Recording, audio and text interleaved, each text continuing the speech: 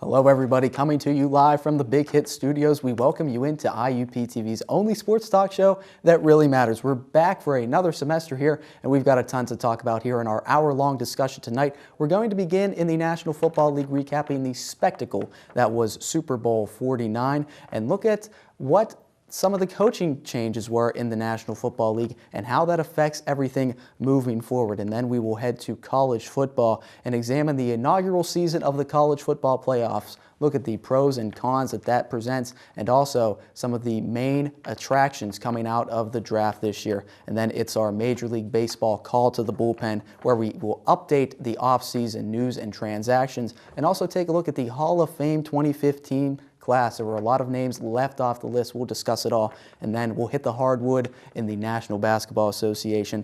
It's the halfway point, and we will give our MVP award and also look at some of the snubs in the All-Star game. And then it's the Crimson Huddle crashing the boards IUP basketball style, updating the IUP men's basketball and women's basketball season and looking at what they have coming up this year. It's going to be a lot of fun, ladies and gentlemen. It's the Big Hit on your television right now.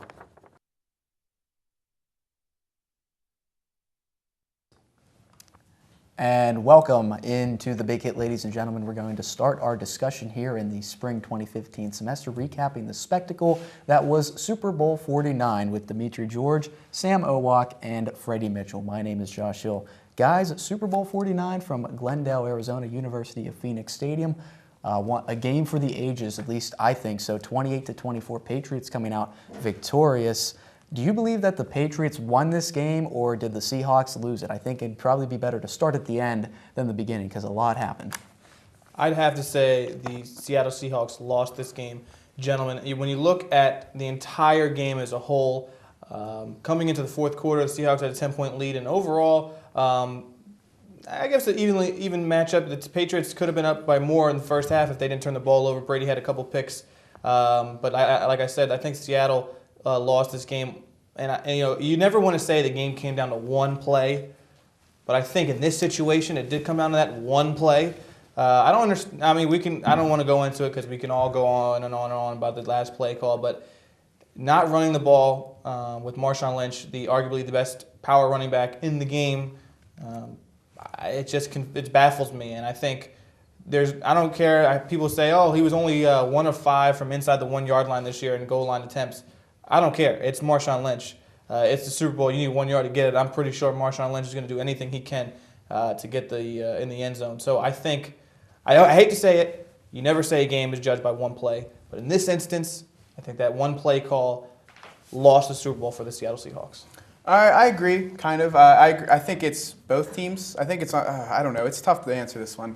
The Seahawks, of course, that play call was I don't know what they were thinking with that. When you have Marshawn Lynch, you should run the ball. I mean, you had one timeout, 20 seconds left, second down, I think it was. You should run the ball. But also, that play call, though, get that out of mind. They executed fairly well. The Patriots made an outstanding play. So I don't know. I don't know. It's tough to answer. It is tough. Now that you're talking, maybe think about it.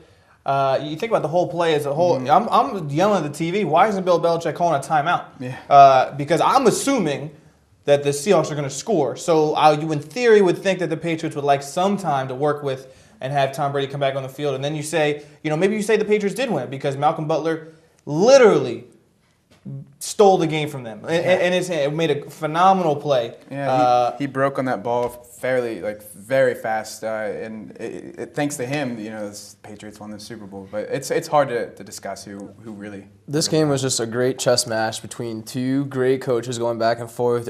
All right, the Seahawks they're not running the hurry up, so we could sub in now. And you see it going back and forth on both sides. But the chess match was ultimately lost and won all in one play. Patriots won the game. Seahawks lost the game. That's how it works. But the Patriots ultimately won the game on that one play by Butler, saying in his head, all right, I made a mistake. They had that great 30-yard pass. I'm going to come back. I'm making a game-stopping play. We're winning the Super Bowl. So when you're a player in that moment of, the ultimate moment of championship or go home losing, you roll the dice and came up lucky. Yeah, Malcolm Butler, a D2 football product as well, playing at West Alabama. And I'm still under the assumption that the Seahawks should have kicked the 3 points before halftime, even though they did score. I still think That was a gutsy call. I It still worked out. think 3 points would have been the way to go. You know, it worked out for them, but I'm still under the impression that was very risky. But very interesting. That interception from the 1 yard line was the first interception thrown all season from a quarterback from the 1 yard line. The entire game. Hello. You know, and the Seahawks say they just want to waste it down. Patriots knew what was coming. Poor They- clock management in the last 40 seconds, for minute of the sure. game as well. Seahawks could have easily taken a timeout, and then if you still didn't have the package you want to take, take 2 timeouts. You playing to win the game, or you playing to throw away a play? I don't know. Yeah, absolutely. Confusing. Yeah, and Tom Brady, of course, there were other plays in this game. Tom Brady, 3 of 3 for 39 yards when KJ Wright was lined up against Rob Gronkowski, including a touchdown. That was a big matchup. Tom Brady picks up his 4th Super Bowl win in his career and his 3rd Super Bowl MVP in his career. He's appeared in a record-breaking 6 Super Bowls. 6 Super Bowl appearances for Tom Brady. Is he the greatest of all time? Quite simple. He's one play away, in my opinion, from being 3-3 in Super Bowls, but that's just not how the cookie crumbles, I guess, because he's now 4-2, and yes, it pains me to say this. I believe he is the best quarterback in the history of the game. You look at, I saw a stat earlier today via social media. I think he only played with 2. It was either Pro Bowlers or Hall of Famers during his run, and I think they said Joe Montana played with like 8 or something. You know, Jerry Rice, guys like that. So obviously he's made the guys around him better. He only had Randy Moss for a couple years, and he was still, even though he had a record-breaking year in himself, Randy Moss, he was still on the downside of his career. But Tom Brady, he just gets it done. You talk about if the Seahawks lost that game or the Patriots won it, going down 10 and going in the 4th quarter against some people were saying one of the best defenses of all time. You know, he did what he had to do. If the Patriots lose that game and Marshawn Lynch runs the ball in, which we all expected them to do, the Patriots weren't losers because of Tom Brady. He did his part. Regardless of his interceptions, he did his part. So with his performance in the Super Bowl, he is definitely the best quarterback of all time. Oh yeah, I mean, I have to agree. I don't like saying that Tom Brady's the greatest quarterback, but I mean the stats and everything proves that he is. I mean, he's really, really good in the regular season. The postseason, obviously, he gets it done. He's tied for the most Super Bowl wins as a quarterback. What else has he done? He got MVPs. The MVPs. He passed Joe Montana for most passing touchdowns in a Super Bowl. I And think he looks it's like 13. he looks like he's not ready to retire. I know he still looks fairly, like, you can tell Peyton Manning's aging, and Peyton Manning's also up for the debate. He doesn't have the hardware that Tom Brady has, but I mean he's still good, but you can definitely tell that he's aging. He's slowing down injuries. I think the key thing for Tom Brady is that he hasn't been injured as serious injuries as Peyton Manning or some of the other quarterbacks have been. So yeah, I would say he's the greatest quarterback of all time. Tom's definitely got some years left in the tank. But unlike you guys, I'm not going to do it. I'm not going to put Tom right there. I think he's like just a little bit under Montana. I think the game has changed a little bit, but Tom is definitely the best in our era, best quarterback we've ever seen play in our generation. The only reason why I put him slightly under Montana is because of the Super Bowls. Kind of like how people compared, I want to compare to Michael Jordan. Montana went 4 for 4, no losses. And that's the argument that people are going to make from here on out. Right, so that's why I have Montana just slightly above. Tom's numbers are slightly bit better, but he's going to have a longer career than Joe will have. So I think that Montana just edges him out just a little bit by being undefeated in the ultimate moment of football. You know, it's funny because Terry Bradshaw's also 4-0. 4-0. But no one, no one brings him up. because he threw more interceptions than touchdowns. So you don't Yeah, absolutely. Tom Terry. Brady. And it was great to see Tom Brady stay relatively healthy throughout his career. And he says he wants to play till he's around 43, 44 years old. If there's one guy that can do it, Tom Brady is that guy. The first quarterback to throw a touchdown pass to 4 different players in a Super Bowl. That's incredible. Most guys don't even have 4 touchdown passes in their Super Bowl career, and he's done it to 4 different players. But there was some other news going on around the NFL, the MVP awards being handed out the week before, and Aaron Rodgers named the MVP of the NFL. For the second time in his career, he received 31 of the 50 votes, J.J. Watt receiving all the other 13. Do you believe the NFL writers got this correct, naming Rodgers the MVP of the NFL for the 2014-15 season? Absolutely. I understand that people want to make the case for J.J. Watt, who had a phenomenal season.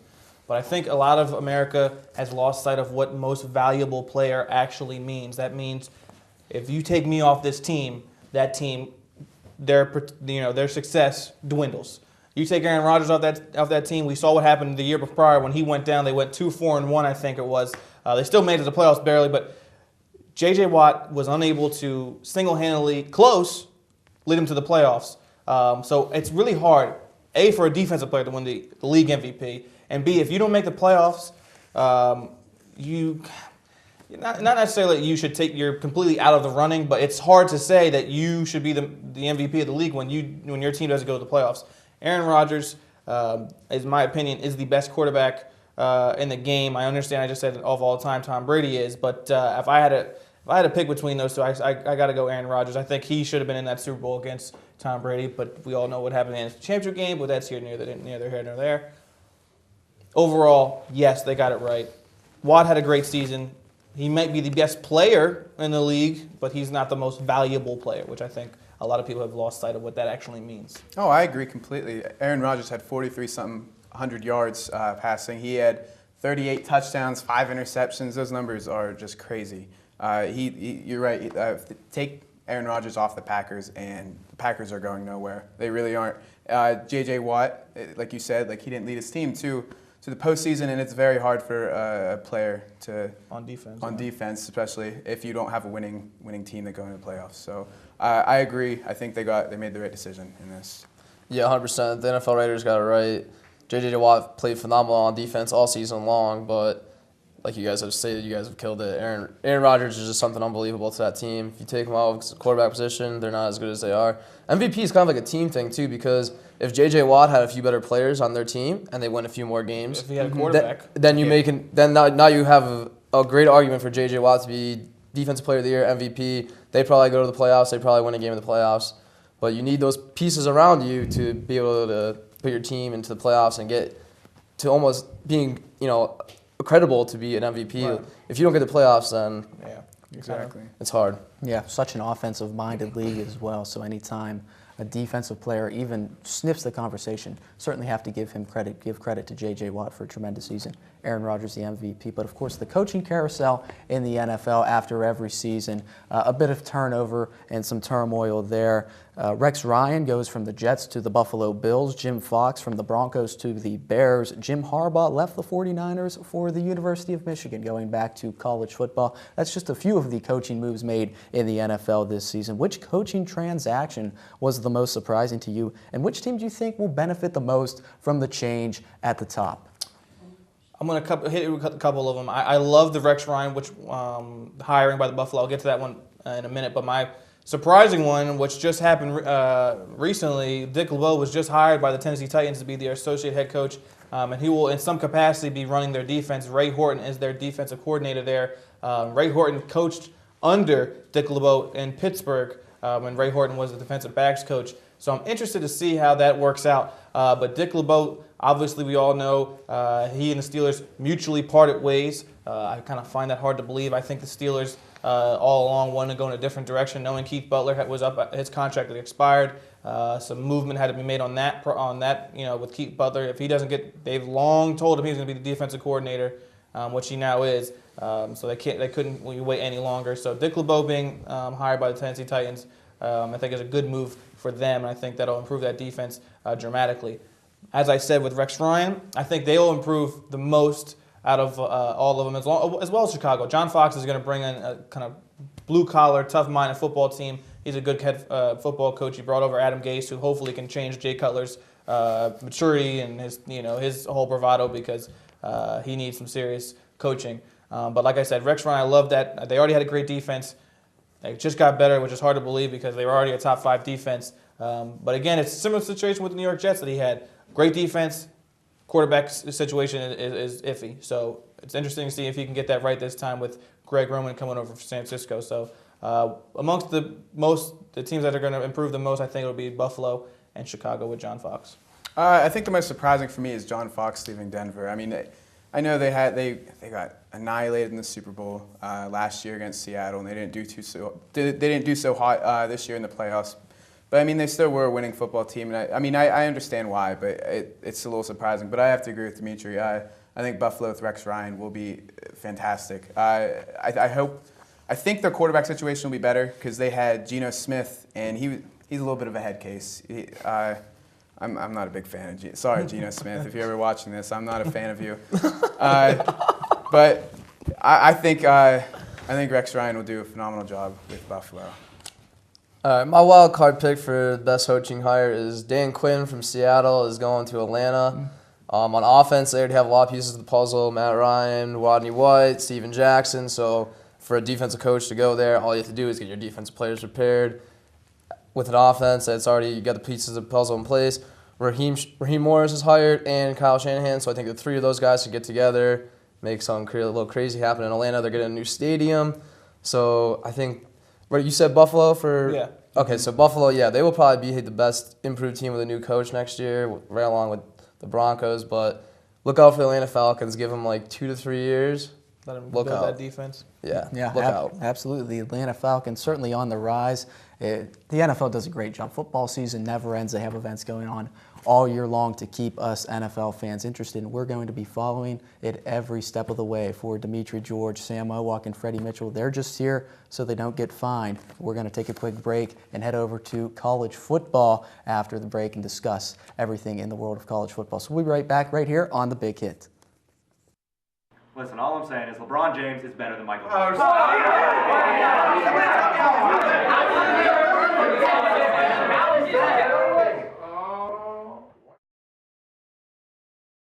Why did everybody get so quiet?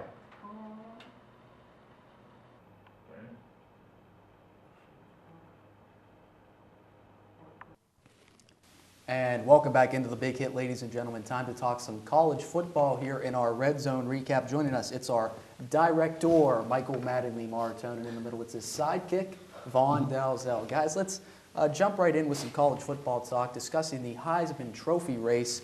Marcus Mariota winning that race in a landslide. He broke a record with over 95% of the vote. Did this surprise you at all, Marcus Mariota winning by such a landslide? No, it didn't surprise me one bit. I think Mariota deserved every single bit of this landslide victory that he won the Heisman in. He was just so much better than everyone else this season. He was just miles ahead. He had the 181 QBR total, which is incredible on its own, and he only had 4 interceptions all year, which is crazy to me, with his 42 touchdowns. So throwing 2 touchdowns a game isn't something that happens every year, and that's what he did. 2 touchdowns every game. I think he just blew everyone else out of the water, honestly. Yeah, I totally agree. I mean, he led his team to the national championship for all he did, and he only had 4 turnovers, like you said.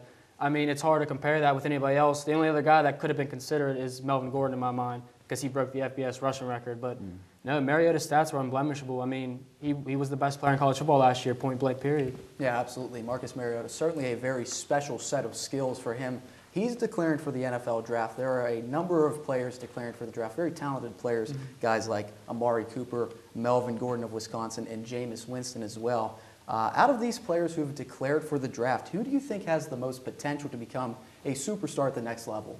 I'm just going to stick with Mariota, honestly, because I think, like I said, he's just a polished NFL player already. I think he's ready for the big league. But I think the championship game kind of hurt his stock.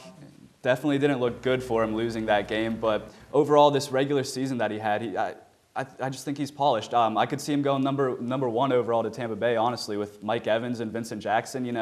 Being a mobile quarterback in that system with Doug Martin in the backfield as well, I think he could fit in great there. I could see him going number 1, honestly. Hate to disagree, but I'm not a fan of Mariota like a lot of people are. Oh, lot of people, I'm more of a Jameis Winston guy, but I don't think either quarterback is the one that's going to change a franchise around this year. I like Amari Cooper. I like what Julio Jones did in college and A.J. Green did in college. I think Amari Cooper is going to be that type of receiver. I think he's going to be dominant. He's going to be great if he goes to the right team, which is a team like Tennessee, Oakland, a team that already has a young quarterback that he's going to get a lot of reps with. Yeah, I haven't seen Amari Cooper play as much as I would like to have, honestly, so I can't. I'm a little biased, I guess. But I think what we both kind of said is that it depends a lot on where these players end up, on what teams they end up on, how they can fit into whatever system they're in. So, I'm still going to go with Mariota. I definitely think he's a better choice than Winston at the quarterback position alone. I think he's smarter at the position. I think he's just overall a better pick for him. But Yeah, absolutely. And all of these players, very talented. You would expect them to go in the top 10, top 15. They can be difference makers for franchises for years to come. But let's go ahead and talk about the national championship game. That happened while we were away on winter break. 12 gauge and Ezekiel Elliott leading Ohio State with a 42-20 victory over the Oregon Ducks in the first annual college football playoff game. What surprised you the most about this college football playoff? Ohio State finding a way to get it done. The thing that surprised me the most about this victory was just the margin that they won by, that Ohio State won with their third-string quarterback against this dominant Oregon team in the championship, the first ever one. You know, with their third-string quarterback, it was going to be a tough game. But you know, the other thing that surprised me more than anything, something else that surprised me almost as much was the running game. The amazing run game that Ohio State had compared to the non-existent run game that Oregon had. Ezekiel Elliott with the 246 rush yards and 4 touchdowns. Cardale Jones added 1 on the ground as well. Oregon didn't even have 1 rushing touchdown, and they only had 132 total yards on the ground, less than Ezekiel Elliott had on his own. So the ground game was a big surprise to me as well. Yeah, the surprise is that they could even make it that far with a third-string quarterback, like you said. And yeah, I didn't know how good Ezekiel Elliott really was until I watched that game and how good Cardale Jones can be, because he looks like he could be a heck of a player. Yeah. Sort of reminds me of a Jamarcus Russell type player in college, but it's going to be hard to see. Jamarcus Russell didn't live up to the expectations, so hopefully Cardale Jones could. But I'm glad he didn't go to the NFL, because I don't think he was NFL ready after just 2 games with Nebraska and Oregon. But next year it'll be surprising to see what they do with Cardale and Braxton Miller and JT Barrett. It's going to be heck of a quarterback competition, that's for sure. Yeah, absolutely. And the understatement of the show right here with Von Delzell, Jamarcus Russell not living up to expectations. Understatement of the show. I'm just going to say it right now.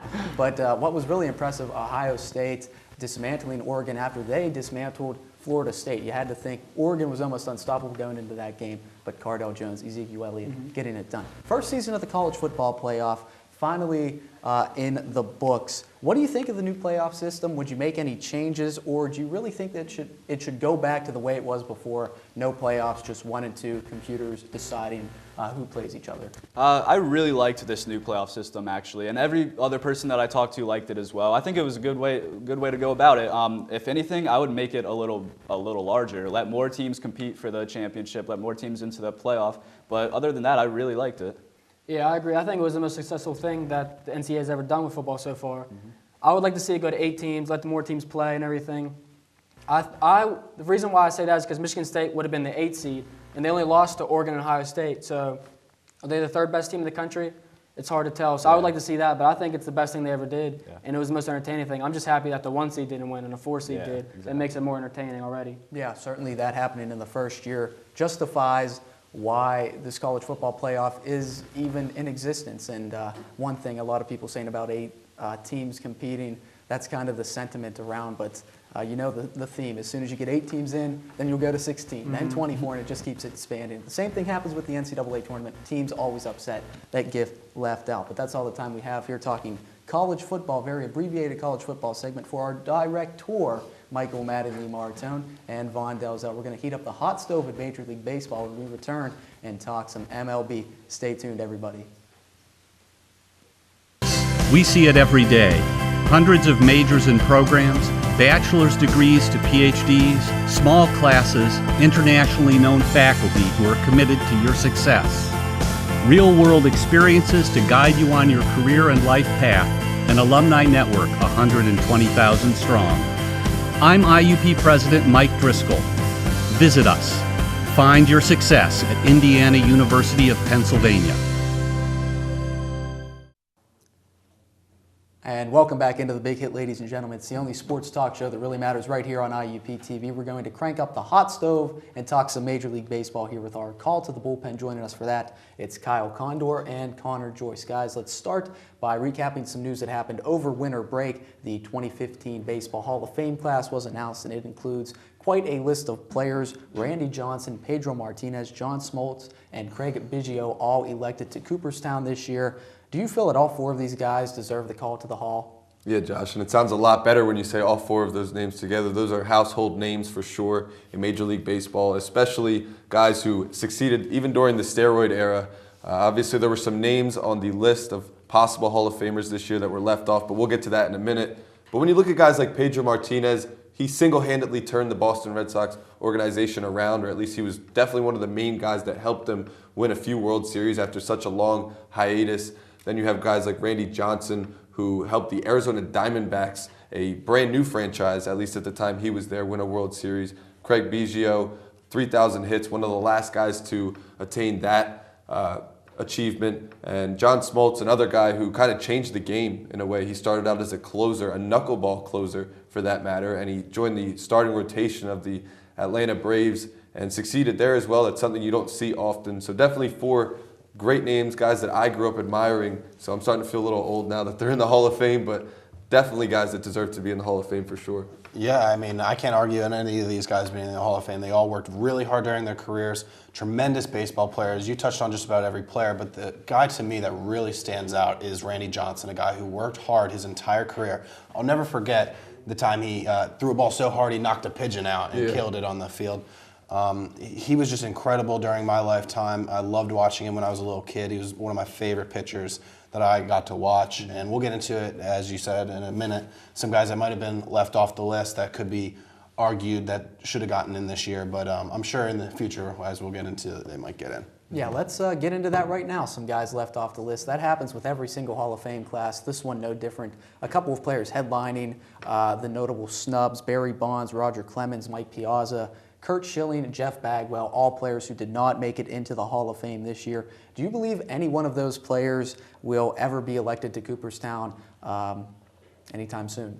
Josh, the first 2 names you mentioned are arguably, and not even arguably, definitely the most controversial names on the list, Barry Bonds and Roger Clemens, 2 guys who were at the heart of steroid allegations, never really got penalized for it during their careers. With that being said, they were able to succeed very well during their careers. Barry Bonds obviously is now the all-time home run leader in Major League Baseball. Roger Clemens has a plethora of wins and strikeouts, records, World Series appearances, this, that, and the other thing. So I think those guys deserve to be in the Hall of Fame, but unfortunately I don't think they're ever going to get that bid. This is their 5th and 6th time, I believe, to have a chance at making the Hall of Fame, and they only received 30% of the vote each. So we'll put them to the side. I don't think they really have a chance at making it. One guy that does is Curt Schilling. This was his 3rd time on the ballot, and he didn't get the bid.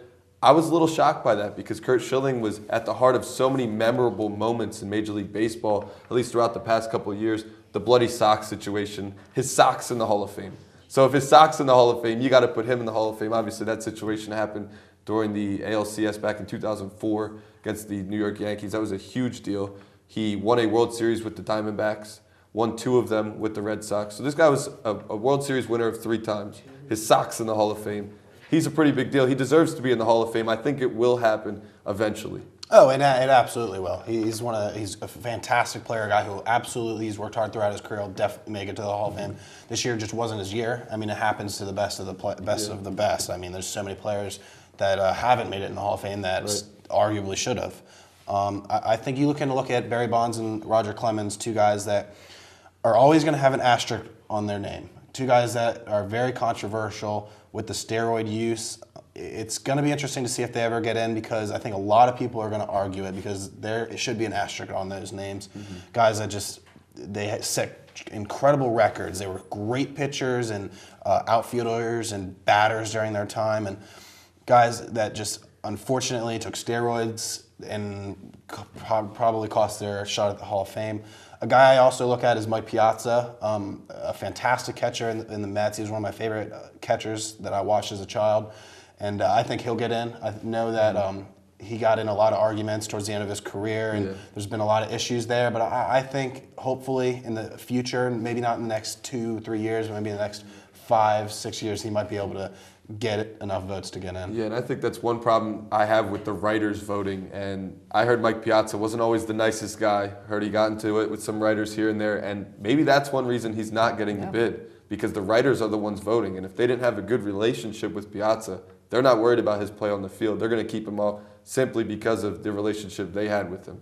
But I do think that that's the fairest way to do it, is have the writers vote. But it is an interesting way how the Hall of Fame is voted. It's almost hard to understand for a lot of people how all the voting happens and why certain people, there's not like a certain set of numbers each year, or why is it these writers and not maybe fans that get a little bit of a vote, or past players that played with these guys that actually knew these guys personally, coaches, managers, that really knew these guys personally and knew what they were really capable of doing, that don't have any say in the voting of the Hall of Fame. Yeah, that certainly is an interesting perspective, the writers voting in, and as you said, do personal relationships, things like that have an impact on the Hall of Fame voting? We may never know, but that certainly is something to consider. But moving on from the Hall of Fame to the acquisitions that happened this past offseason. It's been a busy offseason for Major League Baseball teams. A pair of National League teams went out and picked up some big pitching upgrades as the Washington Nationals signed Max Scherzer and the Cubs signed John Lester. Heading over to the American League side of things, the Mariners acquired outfielder Nelson Cruz. Which team do you think has had the best offseason acquisition-wise? Yeah, my team that I'm going to mention is not one that you named right there, Josh. I'm going to say the San Diego Padres. They didn't add a huge name. They added a bunch of good names, and that obviously is Matt Kemp, Justin Upton, Will Myers, completely revamped their outfield, and they also added Derek Norris, who was very productive for the Oakland Athletics for plenty of years before coming over to San Diego now. That team lacked one thing, and that was hitting. They could pitch the baseball very well. They allowed some of the least amount of runs in major leagues last year. They were third in an NL West that was pretty stacked. So they were in a tough situation last year with some new bats in that lineup and guys like Tyson Ross and Andrew Kashner. If they can stay healthy in the pitching rotation, that team can make some noise in the NL West this year for sure. No, I mean, I can't argue with you. I mean, the Padres, in my opinion, had the best offseason. But the thing about these additions that they made is they are in one of the toughest divisions in baseball. With the Dodgers, I think the Diamondbacks are a team that really underplayed last year that I think are going to kind of shine a little bit more this year. I want to kind of shift a little bit to the other side of the country, to the Washington Nationals. I think a team who added one of the biggest pieces of the offseason in Max Scherzer. They now have three of the top pitchers probably in the league in Scherzer, Zimmerman, and Strasburg. This team is kind of almost, I want to say, like the Phillies about 3 or 4 years ago with Hamels and those three stars. Holiday, yeah. Those It's a stacked rotation. It's a stacked rotation, so it's going to be interesting to see if this team can work together on the offensive side of the ball. Defensively, I think they're ready to go as long as Bryce Harper can stay healthy.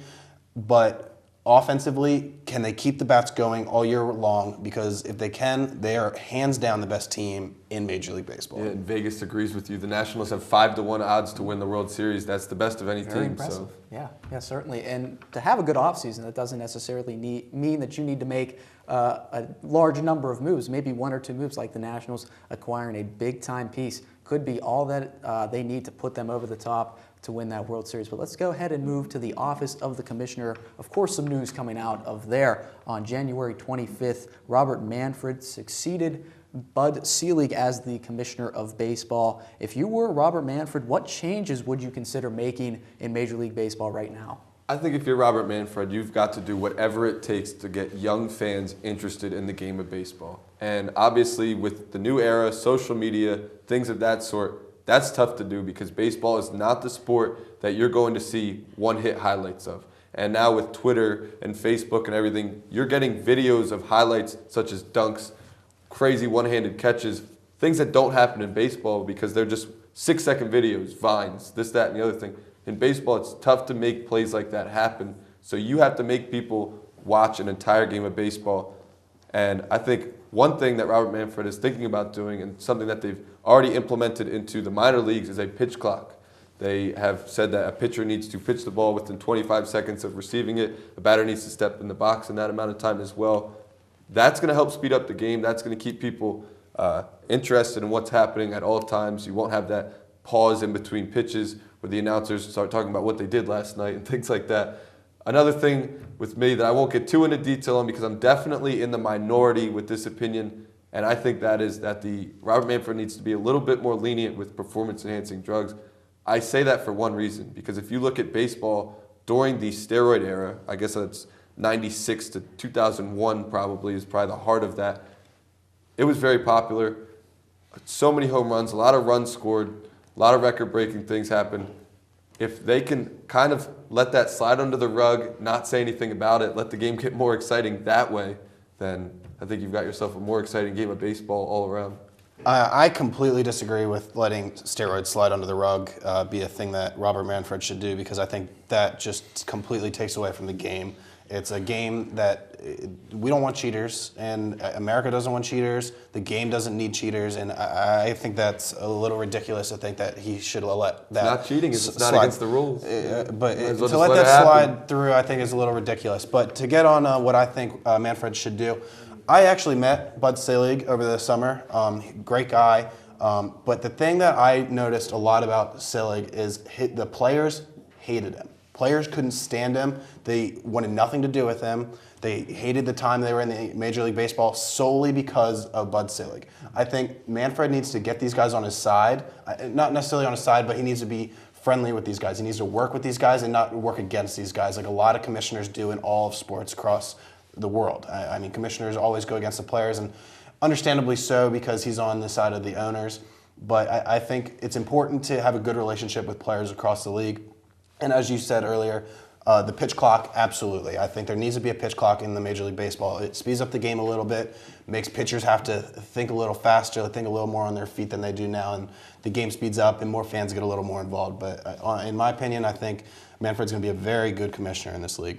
Yeah, anytime you can speed the game of baseball up, that could be something to appeal more to the casual fan, which is, of course, what Major League Baseball wants to do. You think the first couple of months in Robert Manfred's tenure is going to be very critical to whether or not he has a successful reign as commissioner. But that's all the time we have here in our call to the bullpen for Kyle Condor and Connor Joyce. We're going to hit the hardwood as we approach the midway point of the NBA season. We'll get you up to date when we return right here on The Big Hit. It's hard to explain. It just became home. There are hundreds of majors and programs, bachelor's degrees to PhDs, small classes and faculty that really get to know you. Amazing internships and everywhere programs that help to find a job that is right for you. It's what IUP is about, a commitment to your success. See it for yourself. Visit us, Indiana University of Pennsylvania. Find your success.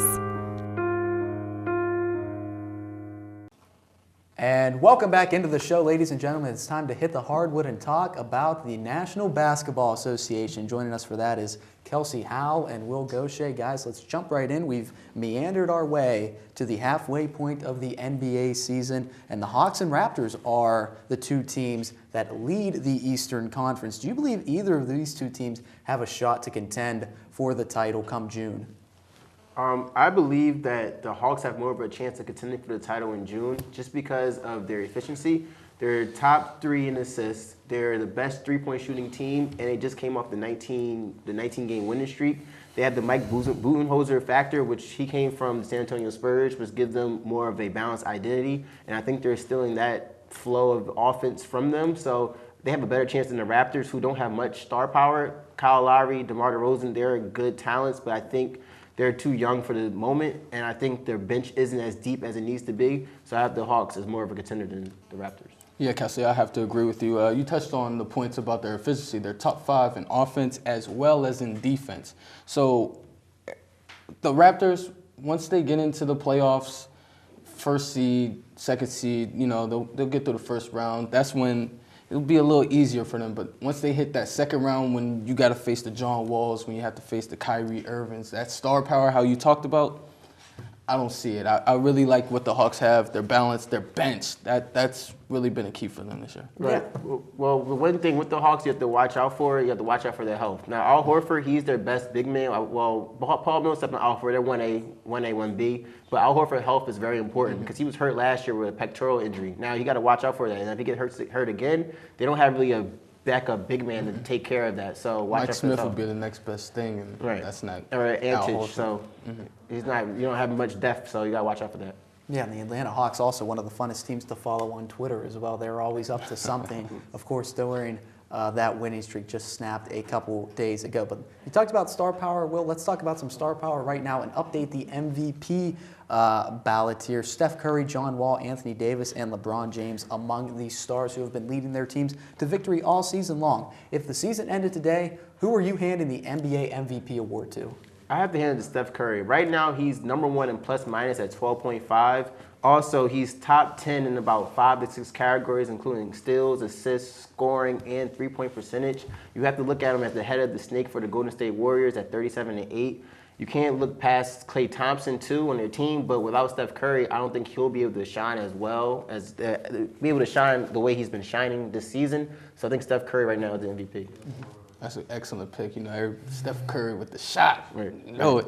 I'm gonna actually have to go with James Harden. Okay. Houston Rockets guard. You know, he came over from Oklahoma City a couple years ago. He's actually playing up to his $14.7 million contract that he has this year. 27 points per game. He has Houston actually believing that they can win a title for the first time in, I don't know, we're going back to the dream days. Yeah. So I have to go James Harden. He's actually playing a little bit better on defense. That was one thing that everybody had got after him with. So James Harden, MVP, fear the beard. Yeah, as long as James Harden keeps up that defensive play, you have to think he's as big of a candidate as ever. But the All-Star game coming up in just a little while here, and of course every time you have an All-Star game, just like any time you have a Hall of Fame, there are going to be some snubs on the team, and this year's no different. Some notable snubs this year: Damian Lillard, Monte Ellis, Derrick Rose, Kevin Love, Dirk Nowitzki, all guys who are not on the All-Star roster as of now. Who do you think deserves to be playing in this game the most out of that list, or is there somebody else that deserves a shot in the All-Star game? I really believe it's Damian Lillard. I think right now he's the second best player on the team, but right now he's top 15 in scoring. He's one of the top assisters in the league. He's top 15 in assists as well, and he's also top 5 in fourth quarter scoring. With those numbers, and especially being in the All-Star game last year, I think he has the best chance of being the most important snub. He did get looked over by the league because DeMarcus Cousins got over him when they replaced Kobe. So I think that put a chip on his shoulder, so watch out for him in the second part of the season. Listen here. There's a young man from Mississippi, came into the league about 8 years ago. He was on this list, Monte Ellis. Now he has the highest scoring average career-wise of a player never selected. How can that be? Wow. This year before Rondo came over, he was running the team, literally running the team. That team was going on his back. He had to take a step back, of course, as we know. Rondo comes in and he's the showman now. It doesn't make any sense to me. Every year it seems to go by that Monte Ellis is brought up as a snub. And every year, when will this man get his chance? Will it be next year? What does he have to do? I mean, one year he was averaging 25 points a game on a losing squad, granted, but his star power is something that is great ever since he has come into the league. I think it's Monte. Well, the one thing with Monte, he just happened to be in the wrong conference. The Western Conference is always full of his good point guards and two guards. He's kind of in the middle, so he doesn't really have like an actual natural position. He's not really the great of a passer. Like he'll get his 4 or 5 assists a game, but he doesn't lead a team in assists. He doesn't lead a team like a Rondo. They had to get a Rondo because Monte is unable to do the things Rondo can do. That's scoring, though. I mean, when he puts that ball in the bucket, that's how you win the games. It's true. He is one of the top fourth quarter scorers in the league, but fourth quarter scoring doesn't Damian Lillard. Fourth quarter scoring doesn't really mean much in the NBA. Yeah, absolutely. And of course, the All-Star game, a big popularity contest, will making a case for Monte Ellis. We'll see. Maybe someday he can finally get into that All-Star game. But guys, it's time to put you on the spot. Halfway through the season, we don't care. Who is going to win the NBA title this year? Who's your favorite? My favorite? I really don't know. But my favorite to go into the finals is the Golden State Warriors and the Cleveland Cavaliers. I have Golden State winning just because of the way they're playing as a team and the way their team is built. They have Andrew Bogut in the post. They have Draymond Green and Harrison Barnes at the 4 and 3. And with the Splash Brothers at the head of their team, I think they have the best chance to make it out the West. But injuries are very important. If Bogut gets hurt, if he gets hurt this year, then I don't know. I don't think they're going to be able to make it. You know, it's interesting that you have those two teams because as well, I have Golden State Warriors, I have the Cleveland Cavaliers, but there's a slight difference in our picks. LeBron James is back home, in case you haven't noticed. Right. And they're going to have to get us on record because we have these two teams going back and forth. But I'm picking the Cleveland Cavaliers to actually win this NBA title. And they're not looked at as one of the premier teams, I guess you could say. They were going into the season, but as we know, some things have went south. But now they're gaining back up speed, 11 straight. But there's an X factor that has to be talked about, and that's Kevin Love. In order for the Cleveland Cavaliers to actually make a push towards that championship, he has to play better.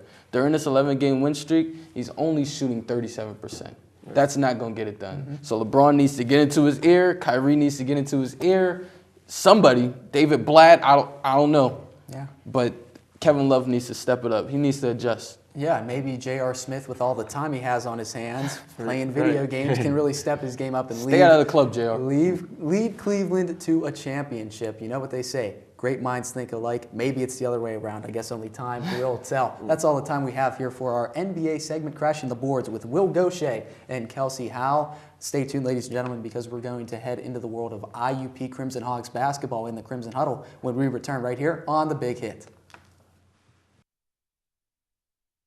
How are we going to watch this when you are just in La La Land? This is embarrassing. Is that bad? Look at you. You know, I thought this was a pretty good segment. Did you? Yeah. Do you even know what they're saying? No. You're putting your foot up on set. You just think this is a couch?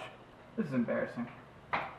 I mean, even here, you're starting to interrogate somebody. Look at you. Turn your back to the camera. That's embarrassing. Where's your suit and tie? You have a Pirates shirt on. They made the playoffs. I don't care. You can't be biased. This is ridiculous. Ay, Dios mío. And welcome back into the Big Hit, final segment of the evening here as we crash the boards IUP Crimson Hawk style with our resident IUP experts from 90.1 WIUP FM. It's the sports director, Mike Gosnell, and the heir apparent to the throne, Mo Lucy Kitchen. Guys, let's talk IUP basketball, beginning with the IUP men, now ranked 18th in the country, 18-3 on the year, 12-3 in conference, and they've shown no signs of slowing down as of late, have really been playing some good basketball. Which player on this team do you think needs to step it up and be even more consistent for IUP to finish this season out strong? A big stretch coming up for the Crimson Hawks. I don't really think, Josh, that it's necessarily one person. I think the whole team's been really efficient with how they've been playing, especially since suffering 2 losses up in Erie. But I think if you really look at it, Tevin Hanner's been really good. 4 consecutive double-digit games. Just has continued to really show why he was such a valued person coming into the program. I just would put my finger on him saying, okay, he's showing that he can be consistent with 4 straight double-digit games. Maybe he can continue that because they have 2 big games at Cal and, of course, the biggest game of the year for them so far, hosting Gann and the Golden Knights Saturday at the KCAC. So I think if Tevin Hanner can continue to get points and be consistent, it bodes well, I think. Yeah, I think Daddy Ubede has the best chance of being, because when he gets started going early, it takes more of the pressure off scoring for Norfleet and Chance. And I think when he really starts going, and like you said, Hanner as well. But Ubede, I think if they get a good inside presence and feed the ball down low, it bodes well for them because they have more inside presence. They give him the ball more, they give him more touches, and he plays great defense. So I think Daddy Ubede is that guy that can really help this team as far as points-wise, defensively, and offensively, be that catalyst to help them move on further in the PSAC. Yeah, and the good thing for the IUP men is they have about 4 or 5 guys that can maybe put up 20 points in a given game. It's just about finding who that person is that's going to score and carry the load offensively. But let's switch over to the women's basketball team, who have been playing excellent basketball, absolutely sensational as of late. 18-1 on the year, 14-1 in the PSAC conference play. Ranked 5th in the country. They've really risen up the ranks. They weren't expected to do too much this year, at least in terms of preseason expectations, but 5th in the nation, pretty good. Are they doing even better than you expected them to? Yeah, I would say just by where they were picked in the beginning, because Edinburgh and Gannon were expected to be 1 and 2 once again in the PSAC West and women's Division II basketball. But when you really think about it, they had a whole year to grow under Tom McConnell's system, and they returned virtually the same lineup. The starting 5 is senior laden, led of course by Lindsay Stamp and Ashley Stoner, the 2 singular most important players in women's basketball here at IUP.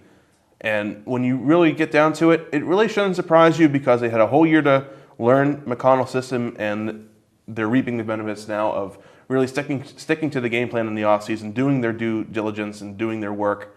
in the off season and just going out there and having fun. I think this is the most fun I've seen them being courtside for games for the past 3 years. They've had the most fun in this year than they have in previous years because they're winning. Of course, winning always breeds happiness, but for them, I think it's just the next game is the biggest game. Of course, Wednesday for them is a really huge test. California, 17-3 on the year. We'll see how they handle that challenge this time on home court because they did lose to California at the Convocation Center in California, PA. So it's gonna be interesting down the stretch for this team. But if they can continue just having fun and do what they do, I don't see why they can't finish the year on a large winning streak. I absolutely agree. I think a big key to any team sport is when you enjoy playing for your coach, when you enjoy playing for your teammates. It speaks volumes to the coach and how you play and your play on the field. And I think that's what you're seeing with the IUP women's basketball team. They're finishing games a lot better than they did last year. Like you said, they had a whole nother year under McConnell's system. And they have really just been excelling in all facets of the game. Offensively, defensively, finishing games. You're getting big contributions from Stoner, Stamp. They're really showing their leadership on this team. And even the younger players are getting playing time, and they're showing vast improvements even throughout the little minutes that they play. So the fact that McConnell has really groomed this team into what it is now, and one loss in the year is like, I'm absolutely surprised. I knew they were going to be good, but I didn't expect them to be this good. And it's really spoken volumes about McConnell's coaching, his leadership, and what he's really done with this team. I think the team's most dangerous when they share the ball and when every player on that court touches the ball at least once. When they can distribute the ball and make sure everybody gets in on it, they're very dangerous. I don't think there's a team in the PSAC that can beat them. They've beaten the best team in the East already in Bloomsburg. Now, if they can beat the second best team in the PSAC West in California, I think the sky's the limit in the play and when they reach the PSAC tournament and the playoffs in the postseason. I think the sky's the limit. Yeah, and for the women, the goal has to be to host the Atlantic Region tournament. Of course, with the PSAC tournament out east this year, the Atlantic Region has to be the goal. Some big games coming up, and the Livingstone women also having a tremendous year. Could be the team that hosts it, but that's got to be the goal for IUP. Let's go ahead and look at two players that really make it all go. One for the men, one for the women. For the men, Devontae Chance, 14.9 points per game and 6 assists per game, with the nation's top assist men, third all-time in school history in terms of assists on his career. And Lindsey Stamp, the conference's leading scorer, 20.3 points per game and 8.5 rebounds per game. Exceptional seasons, of course, and key contributors to this IUP Crimson Hawks team. Do you think there's any chance that both of them could win the PSAC Player of the Year award? I think it's very possible. I would not be surprised if IUP has both representatives from men's and women's basketball. You think about it, though, Lindsey Stamp is so valuable to the Crimson Hawk women's basketball team. They would not be where they are at right now without her. I mean, she is the player, you could say. Other than Ashley Stoner, you always want to give her credit because she's been here for a long time too. And same with Devontae Chance. I mean, I sat in on a little bit. I caught the end of their practice before game day last Saturday, and you could really tell that Joe Lombardi really keys in on him. He's the guy that they're going to go to. He's the leader. He's the point guard after all, so he's the one that facilitates the offense. I would not be surprised if IUP sees both Devontae Chance for men and Lindsey Stamp for women represent the PSAC as the Player of the Year. Yeah, I think it's possible, but I don't think it's likely to happen. I think, at this point in the season, they shouldn't worry about PSAC Player of the Years and stuff like that because it's too valuable. Both of the Stamp and Chance are way too valuable to the team if you think about that. And having spoken to Chance and multiple times, he always talks about the team and what he wants to do to get his team better. So I don't think his mind is even set on PSAC Player of the Year. But like you said, it's very possible that they win both of it because Chance is the driving force of that team. You can really see when you watch the game how much Lombardi trusts his ability, his IQ, and he just leads this team to heights. He trusts. Chance does not come out for most of the game. He plays 38 minutes, 35 minutes. Sometimes he'll play the whole 40 minutes, but that's not likely. But most of the times, Lombardi is out there and he trusts his floor general completely. Same with Stamp and how McConnell, they trust each other. They have an innate ability to talk about stuff. They don't need to talk about, when you have that relationship with a coach and you've been through so much together, playing together, you just kind of get a feel of where the other one is at, and you just trust their ability. And that's what Stamp and Chance both do for their teams. Yeah, Lindsey Stamp, Devontae Chance, two of the greatest players at their position in IUP history, if not the greatest. They're on a very short list of players who are among the all-time greats. Tremendous careers here two players that really make it all go for IUP. But let's look at the team here and ask the question, which team, either the men or the women, do you feel has the best chance to win a PSAC championship this season? Because both teams have potential, but if you had to pick one, what would it be? That's a very difficult question. I don't know if I can answer that one, but I don't want to be the biased person here, but I would say the women. I mean, they have a better record. Not that means a whole lot, but the way they've just been beating teams and the way that they can score the basketball. I mean, even if they don't start off well, we saw against Seton Hill, they did not have a good first half. But if Lindsay Stamp's 0 for 7, but she can do other things. She can chip in on defense. She can make free throws. She does a whole lot, and I think this team, when they're not performing well, they're very good in other aspects, but they always come out in the second half, it seems, and just put it into another gear. They have a whole other gear that they go into. Not taking anything away from the men's. I don't want to make it sound like that.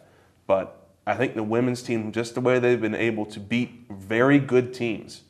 They beat Edinburgh and Gannon already, two teams that gave them trouble last year and two teams that are very good in the PSAC West. If they can beat California and go up to Erie and beat Mercyhurst and Gannon again, I don't know. Sky's the limit, like I said. And I think it's very possible they can win a PSAC championship. No, I would have to agree, and I like the point you made. IUP's men's basketball team, they seem to be a better second half team than they are first half. They kind of let teams in the first half, they play around with them, they try to figure them out, and sometimes offensively, when you look at the women's team and the men's team seems to be a little bit more stagnant when it comes to offense because it usually comes from either Chance or Norfleet. Those guys, they can create their own shot. Sean Dyer too. Yeah, Sean Dyer, they can create their own shot, shoot the 3-ball, so they're not as fluent when it comes to passing the ball and getting their own shots. Whereas as far as the women's, every one of them can score. Stoner, Stamp, they pass the ball very well, so they get easier shots than I would say the men do. And I think they play a little bit better defense when it comes in the first half than the men IUP men's do, because the men seem to be sometimes confused when it comes to breaking down on assignments and stuff like that. But if I had to pick, I would definitely have to say the women's. I just think they play a more complete game during the whole 40 minutes. So I'd have to give that charge to the women's. Yeah, I think one thing, we are very lucky to have two tremendous basketball programs here. Not a lot of schools. The only school in Division II to have both the men and the women ranked in the top 25. So we are truly lucky to be able to cover this team. That's all the time we have here for the Crimson Huddle men's basketball and women's basketball Talking IUP. For Mike Gosnell and Malusi Kitchen, that's all the time we have here for the Big Hit as well. Reporting from the IUP-TV studios. We'll be right back here next week. We'll see you later right here on the Big Hit.